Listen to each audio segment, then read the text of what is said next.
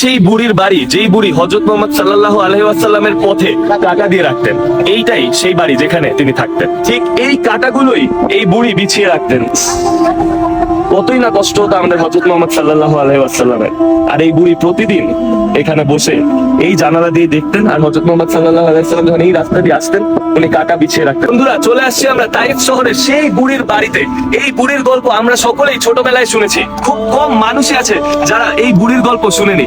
সেই দুষ্ট বুড়ির বাড়ি এখানেই ছিল, আর হযরত মুহাম্মদ সাল্লাল্লাহু আলাইহি ওয়াসাল্লাম এই রাস্তা দিয়ে হেঁটে যেতেন। আপনারা দেখতে পাচ্ছেন এইটাই ওনার ঘরটা ছিল, আর এটা ছিল জানালা। এখান দিয়ে তিনি দেখতেন আর অপেক্ষা করতেন কখন হযরত মুহাম্মদ সাল্লাল্লাহু আলাইহি ওয়াসাল্লাম হেঁটে যাবেন। এখন এই দুষ্ট বুড়ির ঘরের কি অবস্থা, পুরো ঘরটা এখন ভেঙে রয়েছে। এটা আরো একটু উঁচু ছিল কয়েক বছর আগেও, কিন্তু এখন এই ঘরটা ভেঙে এরকম অবস্থা।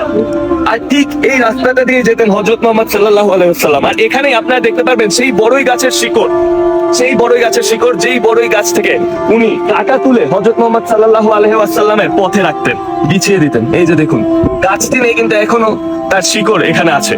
বন্ধুরা, হযরত মুহাম্মদ সাল্লাল্লাহু আলাইহি ওয়াসাল্লাম যখন এই তায়েফ শহরে ইসলাম ধর্ম প্রচার করতে এসেছিলেন, তখন তিনি ঠিক এই জায়গাটাতে বসেই নামাজ পড়তেন এবং তিনি এখানে বিশ্রাম নিতেন। আর তাই এই জায়গাটার নাম দেওয়া হয়েছে রাসূলুল্লাহ মসজিদ। আর এই মসজিদে আসার জন্য আমাদের মহানবী সাল্লাল্লাহু আলাইহি ওয়াসাল্লাম প্রতিদিন এই বুড়ির বাড়ি অতিক্রম করতেন। তবে কয়েকদিন হযরত মুহাম্মদ সাল্লাল্লাহু আলাইহি ওয়াসাল্লাম এই রাস্তা দিয়ে যাওয়ার সময় দেখেন যে কেউই এই রাস্তায় কয়েকদিন ধরে কাঁটা বিছায়নি। আর তখন তিনি বুড়ির জন্য চিন্তিত হয়ে যান যে কি ব্যাপার, বুড়ি কোথায় গেল।